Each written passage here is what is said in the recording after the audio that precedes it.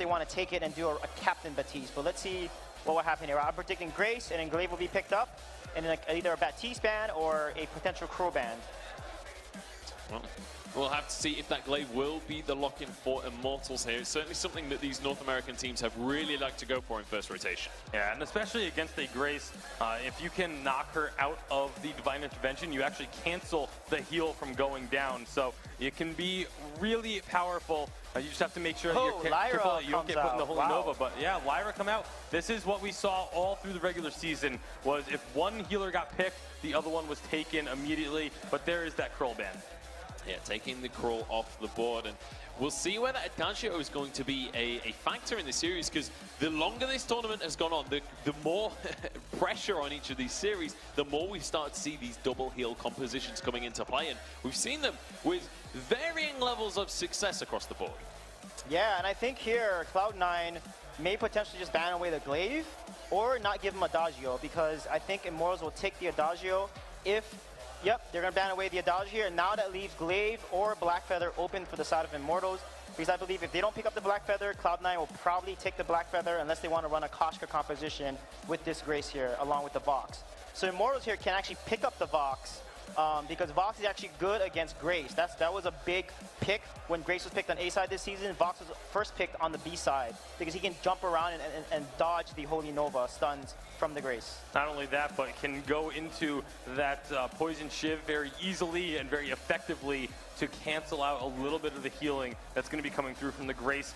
And another extra layer to the Vox pick is, obviously we've talked about Cloud9, how familiar and how much they have relied on that Vox pick through the season, but Dienzio still undefeated this season with the Vox up to this point. Yeah, it certainly is. And I mean, Vox is one of these heroes that is so highly contested between the top carries in the Glaive Vainglory. it's picked up. It is going to be the Glaive locked in the end, but definitely Immortals having to think a long time on that pick. Yeah, I mean, Glaive is something that Tyler's played a lot with just such great proficiency, getting nice afterburns onto the enemy team. And if they portal engage and then jump on Old School, and then Old School tries to run away, Glaive can then afterburn Old School right back into position, so Zio and Max Green can then finish the job. So really solid pick there from Immortals. And plus Glaive and Grace, that's a pretty scary and strong composition for sure. So I think Cloud9 may pick Vox and go with a Koshka here, because Vox has the Poison Shiv. He can build the Poison Shiv to counter the Lyra heals. And Vox and Koshka looks like a pretty strong composition on the side of Cloud9 with the Grace there. And if they do that, Immortals will then pick Samuel, I think, and then let Zio do a lane Glaive potentially. Certainly could be an option. The Vox comes on through in the end. So the Poison Shiv will be available for them. They've got that Grace. It's going to be able to heal the Vox up during these fights if he is diving deep. And I'm curious to see what kind of jungler we see coming out from Cloud9 now. Yeah, it's going to be something aggressive. Koshka, maybe he goes to the Taka as well. It's another one. Ooh, Taka's risky into a Lyra, though. It is risky, but you know, if you're going to take risks early in the series, is a good time to do it. But it will be that Koshka coming out again, that hyper aggressive. You were wondering when was the right time? Right now. The time is now. We are in the grand final after all. No more time to hold your aces up your sleeves. Celeste going to be the final pick. Instead. Coming through for Immortals. Very diveable by the Koshka though. How are we feeling about these compositions, gentlemen? What are the win conditions coming on through here? Cloud9 has to win the early game, and Immortals has a super strong mid-game power spike and a better comp late game because of Celeste and Glaive mid-power to late game power spike. Yeah, Immortals just have to peel for this Celeste, use the Lyra, use the Glaive. The crowd is so excited to get in this one. I'm excited to get in this one. I cannot wait. Yeah, the grand final is on the cusp of beginning. The draft is done with the crowd is getting hyped to start things off. It's Cloud9 versus Immortals. Let's get into our grand final. Thank you very much, Munchables. It's myself, Dowsey, and Scoundrel for this Cloud9 Immortals final. Oh my word, this has been building up all the way through the week, into the weekend. Immortals coming as that dark horse, but they genuinely can take the whole thing. Cloud9 have got a fight on their hands. It is going to be an epic match. Think back to spring, Scoundrel, where Cloud9 were the first ever team to take a unified Western Live championship. And now we have Immortals who, at London, perhaps were embarrassed by the fact that it became the North American team to lose to Europe. Now they've slayed TSM. Now they're back towards this top point, and now they're looking to take down Cloud9 as well to prove that they can be the best in NA as well. Look, when you look at individual talent on the Immortals roster, you've got Dienzio, one of the best laners in the world, if not proven it this weekend, not that we already knew that anyway. You've got T-Tigers, probably with the kryptonite of TSM coming into the Immortals roster, and the addition of Max Green. And stated by most North American pros, Max Green can 1v1 anybody, so mechanical god coming through in this player. C9, though, are the tried, the tested, and the true. They are the North American and Unified Western Live Championships champions for a reason. They are an incredible unit, and when they play on their A game, they can beat anybody in the world. They certainly can, and you know, today is that chance to prove that you are a consistent team, that you're a team that can, when the going gets tough, you get tougher and you get going, and your opponents will have to just deal with it. Immortals, though, look at them there. They are ready, zoned in Zen for this match. So this is the first match of the series. It's a very important one. Getting off to a good start in a best of 5 and in a finals match is almost an amazing thing that you can happen for you. The momentum that you gain from that first game can often carry you all the way through the series, and obviously both of these teams will be desperately looking for that first game. We just had the draft. I think it's worth talking about specifically the coaches behind these two teams as well, because often we talk about the players, we talk about how brilliant they are, and don't get me wrong, all 6 players on this stage right now are absolutely brilliant, but the coaches behind the teams as well. You saw Cloud9 got a great roster behind them. You know, they've got Physics doing a lot of the drafting for them. You've got Rekt on stage providing his analysis as well, but then you've got Hot Sauce over in Immortals, and I was talking to Dienzio, and he was saying, I actually genuinely think Hot Sauce is amazing. I think he is on par with Physics. We've got 2 incredible minds of Vainglory going up against each other, and Hot Sauce has been there for a very long time with the Immortals roster, and Dienzio has got full faith in his ability to match that draft of what most people now consider the drafting standard of Physics in the sort of the Vainglory community. So I just wanted to highlight the coaches behind these teams, the analysts and all the work they do, because without them, the players wouldn't have the platform to succeed, and they provide that platform. They just have to take that opportunity. I saw a great tweet from our very own Sweet Generous earlier on today, which was saying that yes, the draft is one of the most important parts of the game, but if you are not playing on this Halcyon Fold to your utmost standard, if you are not capitalizing on mistakes, if you are not playing perfectly, then you are not a Vainglory 8 Summer Unified Live Champion. That's what we're here to find out. Immortals versus Cloud9, and here we go. Aggressive from the get-go here, Immortals. They need to put pressure on this Koshka early on. T-Tigers, I much prefer him taking the Glaive into the jungle. Weapon Power Glaive stacks up a lot better than a lot of other matchups against the Koshka, so I think I like this. Already trying to limit what Joseph can do in terms of early rotations. They're actually going to rotate from outside in, meaning Koshka doesn't get the opportunity for a level 2 duel. I love this from Immortals. They're playing a safer game, but it does limit Koshka's early prowess by doing this outside in rotation that they've done. And Joseph now, he might have to go aggressive into T-Tigers jungle in the back to try and get something done here, where he's going to back and make another rotation happen. Such an exciting matchup. I love Joseph versus T-Tigers. T-Tigers, an accolated jungler here for sure. And that's the thing about Immortals, when you look at the roster, Dienzio and T-Tigers, they have championships behind them. Max Green, this is his chance to step up. You've already mentioned that he is a player of mechanical prowess. I think I'm pretty sure that I named him the carry killer earlier on when we saw him, because he just continuously is, as a captain player, finding those moments where he can 1v1 a captain, a carry. Absolutely, and Max Green is one of the unsung heroes of the Immortals roster. I think yesterday was an MVP for them, so unbelievable talent. The whole Immortals roster have really come together in their own, and it's one of those interesting things that they weren't given enough time in the VG8 to really get their true seeding. The seeding that they have right now does not represent the skill of this team, and you can see it's proven by the fact they are now facing the previous Unified Western Live Championships in the final in a bid for the title. After knocking out the top North American team of the regular season, TSM. Incredible stuff from Immortals. Like we mentioned, they've come from Challenger Series to Unified Finals. It is just such a feat of skill and determination.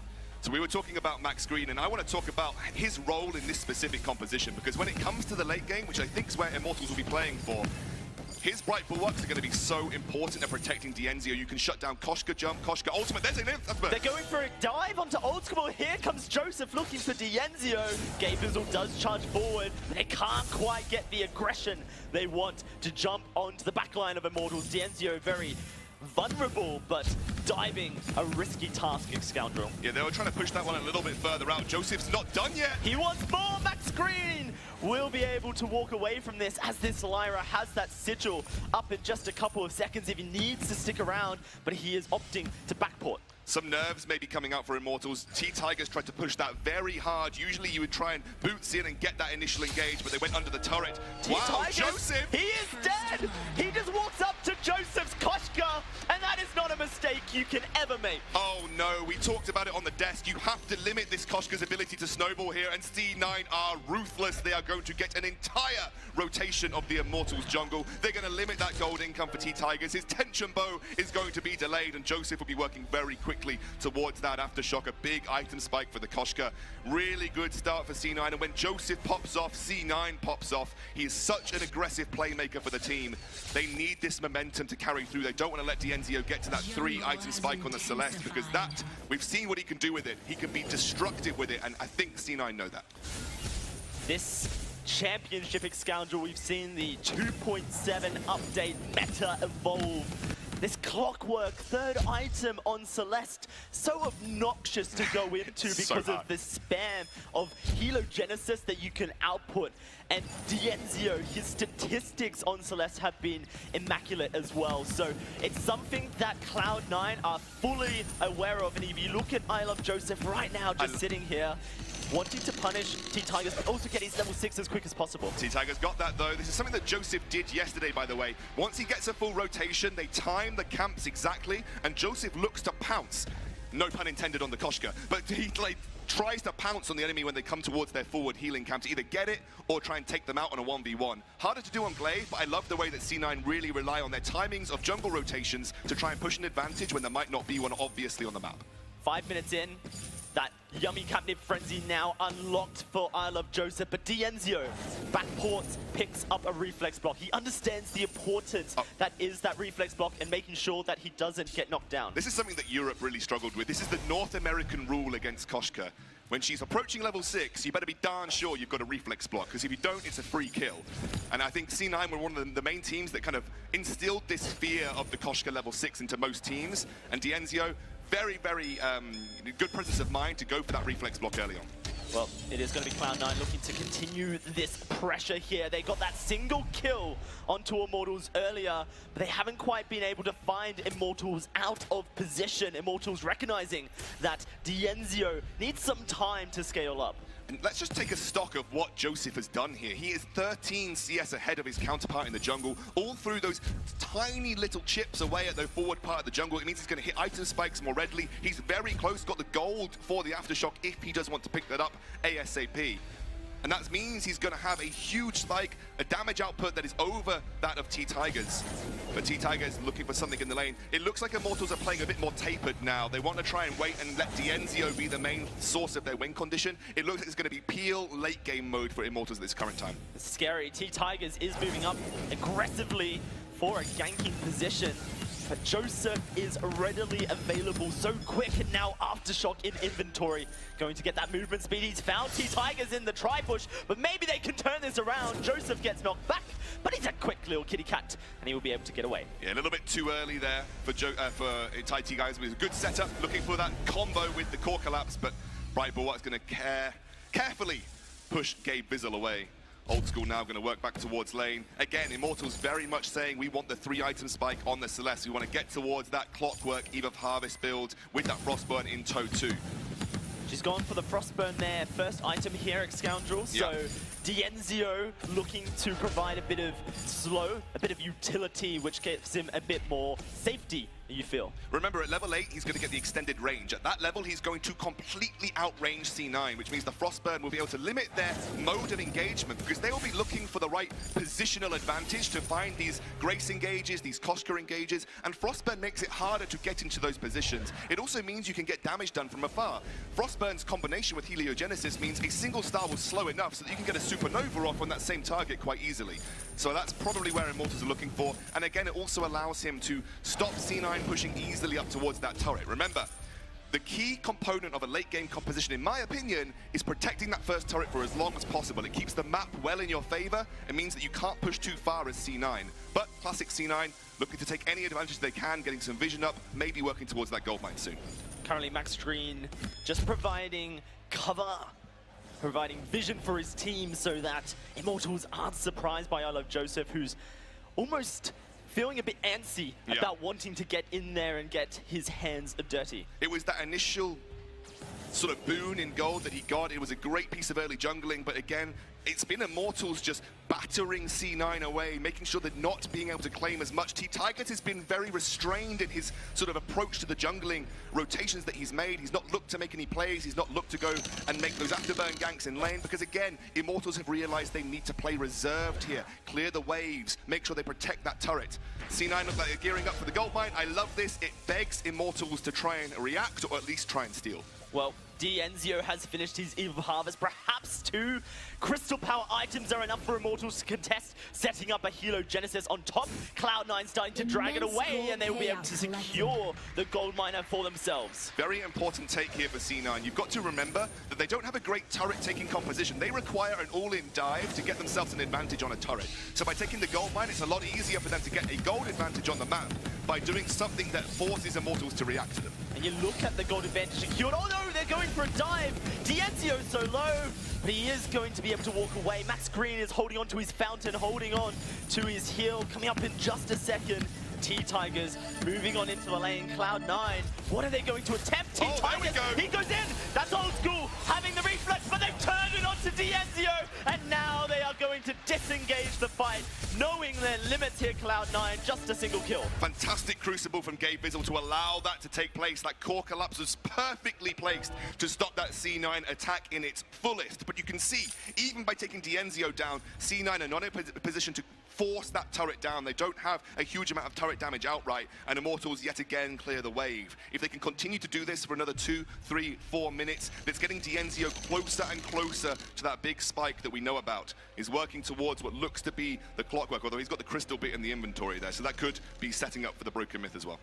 Very interesting. Sometimes seeing that piercing shard coming out just a little bit early as well, especially if some shielding is being built up, and you can see indeed Old School is starting to do so. Yeah, and also we talked a lot about D'Enzio's item spikes. Old School has hit, you know, a 2 item spike here on this weapon power Vox. He doesn't go for the tension bow anymore. He goes for the Sorrow Blade. It's a lot more consistent damage output. Poison Shiv's going to give him that sustain. This is the current the 2.7 Vox build, and he's working now towards his final item, which is going to be either a tension bow to try and take out D'Enzio, or it could be a breaking point to give him that sustained damage. I imagine, because Vox generally needs the breaking point to have the biggest impact, it will be going towards that. Does finish his Aegis here, and that's where D'Enzio may need that Broken Myth, but instead he sells that crystal bit, going now towards the clockwork fully. A Broken Myth, however, is on I Love Joseph here, and if he's able to skirt around the fight, jump in, get out, and start stacking on up, that's a lot of damage this Koshka can output. So D'Enzio's actually gone towards the clockwork. He sold the crystal bit, now working. Nearly has that combination, needs a little bit more gold in the bank to do so. Hasn't got any shielding though, and that is a susceptible... Wait. Gonna be diving in. Gabe Bizzle just looking for a bit of engage there. He did just recently pick up the Echo as well. There's so many items to talk about here at Scoundrel. I want to talk about the fact that Joseph right now has got very little shielding. This is very unlike Joseph to pick 2 tier 3 CP items up before investing anything into sort of the main form of defense that he wants. He hasn't got any shielding, and you can see D'Enzio's actually punishing that where he can with these Heliogenesis. I imagine Joseph will eventually go and pick up some tier 2 shielding just to allow him to sustain better against D'Enzio. And this has all been allowed by Max Green's fantastic vision control so far in the game. Absolutely. And also we need to talk about the fact that without having shielding, as the clockwork does get finished for Dienzio, without having shielding, you also play into an Eve of Harvest Celeste even greater. The more damage she does to you, the better she's going to heal. So therefore, shielding has this added benefit of reducing the sustain on the Celeste as well. This is so risky for Cloud9. This is a huge power spike just met by Immortals. Cloud9 need to recognize this, and you can see they're starting to disengage the gold mine. They're going to go back in, try and burst, and they get it. And now they're looking to turn towards this Tribush, perhaps not wanting the full-on fight, recognizing Dienzio's doing an awful lot of damage. This is a very Cloud9 approach to the game, just slowly grinding global gold off the map. They force a team that tries to turtle to come to them. It is simply a 2-0 with a 4K gold lead right now, and that is because Cloud9 are so objective-focused, so good at controlling these global objectives. And Immortals, they are very scared to fight right now, and they are trying to get towards their late game as quickly as possible as Dienzio. It's going to be okay. Great bright bulwark comes down by Max Green, but where do we go from here? Solar Storm onto Old School. It is going to be Cloud9 looking for more. Dienzio, all the damage onto him, but somehow still alive. Never mind. It's Game Fizzle finding one. Joseph going to find another. 4-0 Cloud9 now looking for this turret. And they break the first turret open, the map becomes their oyster, and they can start to put pressure on this Immortals composition that wants to turtle as quickly as possible. C9 coming into this first game swinging right now. Big item spikes open up, the breaking points there. Let's take a look at the replay. Again, Dienzio takes a lot of damage early on. The bright bulwark stops the engage from C9 for a limited time, but watch the way that Dienzio moves up very, very close, goes beyond his range advantage, and allows Joseph to get back in. The bright bulwark was on cooldown. Dienzio overstepped slightly, and Gabe Vizzle found the opportunity to finish it off. And, well, you know what happens when C9 can capitalize. They take everything from you. Certainly do. A team that when they're ahead of Scoundrel early can convert into mid-game advantages and then close out in such a succinct way. A lot of Immortals' potential late-game win is going to come from that range of Dienzio. He's got a massive range advantage over C9. He needs to make sure he's playing at the absolute maximum of that range. And when that Broken Myth comes through, that's when the damage is going to start to ramp up. C9 need to do what they're doing, especially with Kraken up in 30 seconds. They've got a massive opportunity to drag Immortals towards them and find another team fight on their terms. It's what they've been doing all game. I really like it from C9. It's very classic. I'm going to go for the Crystal Sentry. Are Immortals going to react? Yes, Immortals starting to move over, but there's now a breaking point on Old School. Going to be doing a lot of damage if a fight does turn to breakout. You actually mentioned the breaking point. We talked about the Broken Myth of Joseph early on as well. These are two items that give longevity to damage in team fights. So even if they get into these extended duels with Immortals, C9 are going to keep up with this late game damage output of Dienzio simply because they have the Broken Myth and the breaking point right now. That allows them to stack up and compare their Koshka damage to the Celeste damage simply because of that item. So Immortals do have to be aware of that. Elongated fights, especially messy elongated fights, are not what they want. And this is exactly what Immortals need to avoid. Dienzio's in so much trouble. Joseph is chasing on through. Solar Storm does come through. Immortals now looking to chase this kitty cat back. The Divine Intervention heals. Dienzio doing damage. Old School, but no, they turn it How around. is he 1, surviving? 2, Old School double. Now they're looking for Max Green as well. He's under the turret. He will escape, but Cloud9, they've got a Kraken on the way. Oh, double infusion. Up to 15 breaking point stacks, up to 9 broken mid stacks. That's that elongated and longevity damage that we know from C9. Oh, I can't believe they survived that, though. Unbelievable. Let's take a look at the replay. Again, they find another opportunity to force the fights. This is what C9 need to do. They need to force the fights here. And you can see Joseph forced Dienzio into a very uncomfortable position. But watch the way that they capitalize. They have the heal, which keeps Joseph alive, sustained, building broken mid stacks. And then Old School jumps in, not afraid to use the aggressive nature of a Vox to search for those kills. They're going to finish off, get the Kraken, and here we go. Look at the shielding on Immortals. It's almost non-existent here at Scoundrel. T-Tiger's only just recently picking up a light shield. Dienzio still now having to work towards an Aegis, and it just allows Joseph to dive on in there and be a threat that Immortals cannot deal with. Absolutely, Darcy, absolutely. You need to respect the Koshka snowball damage, and you did let Koshka snowball this game. This is Joseph who's taken every advantage that he can from the jungle, and he's wreaking havoc in this Immortal lineup. Gabe Vizzle just needs to heal him, and Joseph will do the work. Here's another dive. Dienzio escaping that Koshka ultimate. Cloud9 perhaps going a little bit too deep here, but they do have heals available via Gabe Vizzle, a Fountain, and a double Divine Intervention via that Echo. Is going to use one on Joseph, uses the Echo to proc the ultimate again and dives on in, but they're looking to turn this around. Old School going to have to escape, gets the hill. T-Tigers will walk away. The Fountain necessary from Gabe Vizzle to keep Cloud9 alive. This Kraken will only find a single turret. Brilliant defense from Immortals there. Gold advantage from the Kraken as well, but they do lose a little bit of that map presence that comes with sacrificing a turret to the Kraken. Something that we also haven't really touched on is how important Gabe Vizzle on Grace is against a burst-heavy composition from Immortals. Celeste is burst-heavy. She has got that sustained damage, but the majority of her damage comes from the Supernovas and from her ultimate. Grace's Holy Shield gives you a massive damage reduction to a single target with your Divine Intervention, including Grace herself, and you get that directional shield as well with the Benediction. So well-placed Divine Interventions will allow them to sustain through Dienzio's damage, and that's really important. Immortals right now are turtling a Scoundrel. Dienzio sitting just about 100 gold away from finishing his Broken Myth. Oh, Broken Myth, yeah. He hasn't even finished it yet. I didn't even see. Once that Broken Myth is finished, the fights that have been breaking out, Immortals have been making them a sustained affair. And you can just consider that that sustained fight, whilst Cloud9 can do so well, will change as soon as Dienzio can start stacking.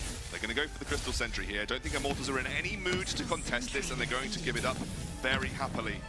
Dienzio is going to pick up the Broken Myth now. Take a look at Joseph's inventory as the Aegis gets finished up for T-Tigers. He's got a Void Battery in there. Now, that could go to a number of things. It could go to either Harvest to give him sustain in these team fights. It could very well go to an Echo. Now, hear me out here. Double Koshka ultimate, as FlashX proved on Rome Koshka, is pretty darn broken. And if you want to lock down a single target, what is better than a double Koshka ultimate? Not much. You have the Crucible from Max Green, a Reflex block from Dienzio. Would it be enough, perhaps, to escape the Yummy Captain Frenzy 2 times over? Perhaps, yes. But it could definitely be the panic that Cloud9 need now this Broken Myth has been picked up. Broken Myth, they need to use that range to stack it up before these fights go on. Remember, the more ability damage Celeste is going to get from those Broken Myth stacks, the more she's going to heal through the use of her Eve of Harvest. The better the healing is, the more likely she is to survive that initial burst and keep up to toe with Old School's damage output with this breaking point. So, again, there's so many different factors here that you need to consider. Celeste is all about building those Broken Myth stacks, getting huge burst damage, and relying on the sustain of the Eve of Harvest. Currently, Cloud9 starting up this Kraken. They have fantastic vision control of Immortals' jungle, and they are going to spot Immortals coming on in. How do they react? They move away from the Kraken, disengage, and Gabe Vizzle gonna pump the wall treads. Here comes the dive from T-Tigers to push Old School back. It is going to be the Holy Nova missing. Gabe Vizzle's going low. He drops that Crucible, but the Solar Storm rips through. Max Green going on in. Divine Intervention. Dienzio stacking up. 4 stacks now, but he has to walk away, and it's a route. Oh no! It's a route onto T-Tigers, but it doesn't matter. They're turning the fight. Immortals are here. Gabe Vizzle keeping it alive. How does this happen? Old School looking for a triple. Max Green looking like he shall escape. Oh! That is Gabe Vizzle dying! What is going on? Old School's not done yet, Dowsey. 12 breaking point stacks. He's going to chase this down. Max Green looking to run. The crowd ramping up, and he's escaped.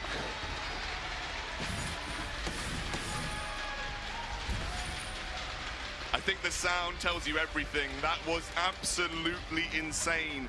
Immortals surely had the advantage running in. I think we're going to take a look at that again in a second, because they surely had the advantage going into this. The Solar Storm was ridiculous. Gabe Vizzle, again, really keen to get on top of Dienzio and force him out of position. T-Tigers actually puts Old School out of the fight for the first few seconds, meaning, look, Old School's not building any breaking point stacks right now, and Dienzio's building all of the Broken Myth stacks. That damage was absolutely ridiculous, and Immortals thought that they can capitalize on it. But take a look at Gabe with the use of that ultimate. The Echo ultimate gets both of his carries back into the fight, and with the breaking point stacks building up, they're able to rebut and get back in.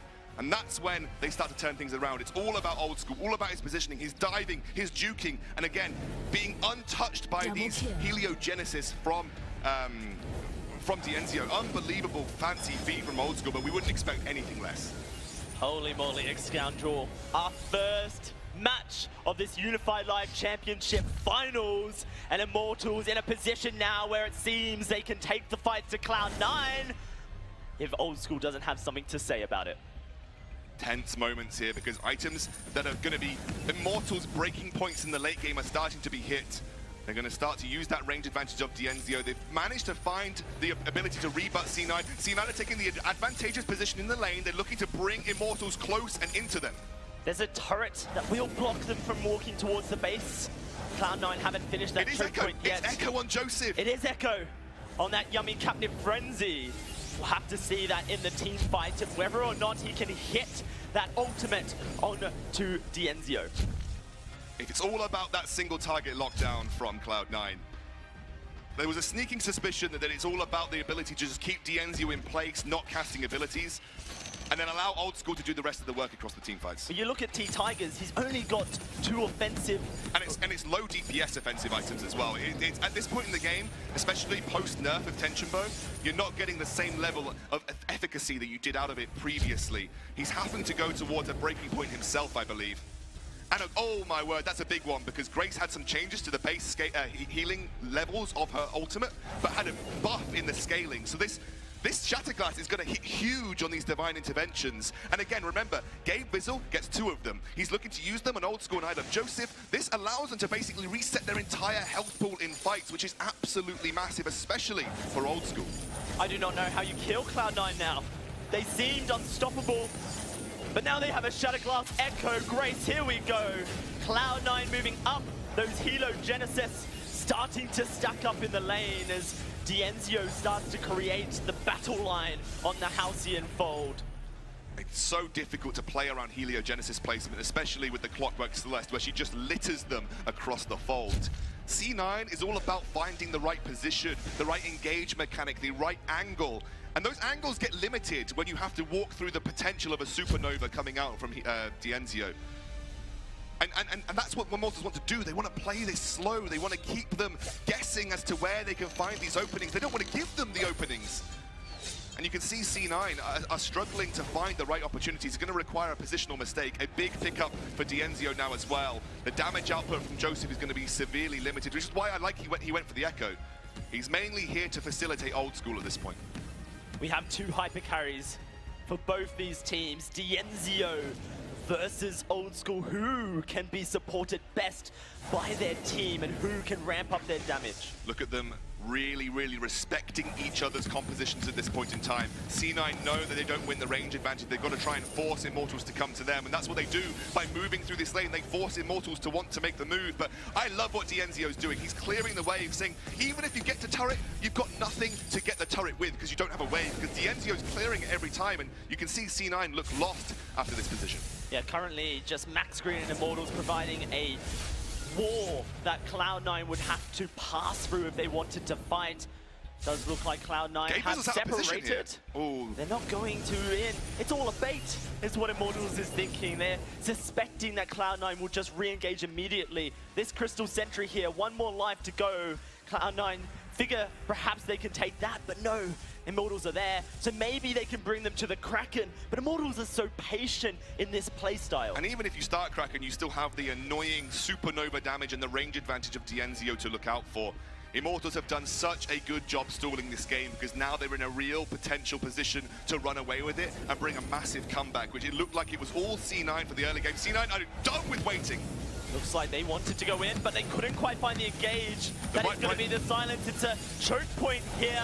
Joseph looking to round the corner and get on top of Dienzio. Cloud9 perhaps trapped a little here. They don't know what to do. They keep trying to make the same move, and Dienzio keeps clearing the waves, so then C9 get stuck in no man's land.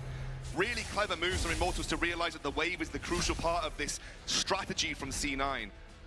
And remember, C9's composition now is all about keeping... Oh, goodness me. C9's composition is all about keeping Old School alive long enough in these fights, but wait a second, here we go. They've baited them towards the Crystal Sentry. T-Tigers is going to engage. Who's that stuck there? It's Gabe Bizzle healing himself. Dienzio blocks 1. The second comes through. It's a block. Max Green blocks it, but it doesn't matter. Dienzio is dead, and Cloud9 has found the kill. Can they get yes they can, it's a double for Joseph, and they found the fight they need. Are they going to go for Kraken or are they going to go for the win? It looks like they're going to push things down. They've got 50-second death timers. It is a huge push from C9. The double Koshka ultimate bringing the fire in this fight. And T-Tigers versus the world right now. Incredible patience from both these teams. The Cloud9 going to be rewarded perhaps? No. No, they will not be. They are running from the base. They have decided that it is not safe to finish this game. T-Tigers lets them know that this is his den, and in his den, his rules apply. And he chases them out of the base. And now they're going to start at the Kraken. They've still got timers to work with here. T-Tigers would have to make a ridiculous steal. He's got the burst damage of the tension bow to work with. It is very, very possible that he can stop this himself, and C9 want absolutely none of it. No way they're going to take this risk at 27 minutes into the game. T-Tigers is known for these miracle plays. It is incredible here at Scoundrel, this Unified Live Championship. North America meets Europe. The differences in meta. North America known for these fast-paced, quick closing games. Europe known for stalling out and making sure that the right move is made. It seems like these teams have utmost respect. So what you're saying is two really good early aggressive North American teams, when they come together, they play like EU. Is that what you're saying? I didn't say that, Scoundrel. Those were words that you put in my mouth. What I am saying is that these teams have not quite figured out how to close out against each other. They're stuck in a stalemate. The problem is that Immortals can't get close enough to engage, because if you engage for C9, you're doing the work for them. But C9 know that they can't get anywhere close to Dienzio because they lose if they don't force that engage, and they can get shut down by the Bright Bulwark. They have got that choke point turret down now, so they're going to move and bring Immortals into that choke point. They pincered them.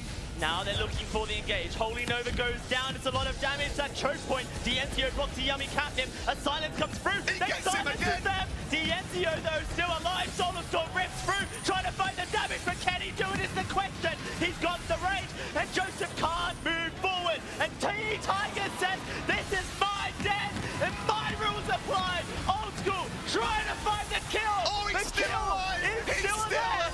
Where is T-Tigers? He's dead. They haven't traded yet. Back screen will be next. Dienzio goes down, and that's the ace for Cloud9. Not just the ace, they take the first game of this series, a 30-minute classic, the likes that you will very rarely see in Vainglory esports. I can't even talk properly, that was absolutely insane. The fight went long enough for Gabe Bizzle to get a Divine Intervention, an Echo, a Divine Intervention, into another Divine Intervention, and that kept Old School long enough alive to build a ridiculous amount of breaking point stacks.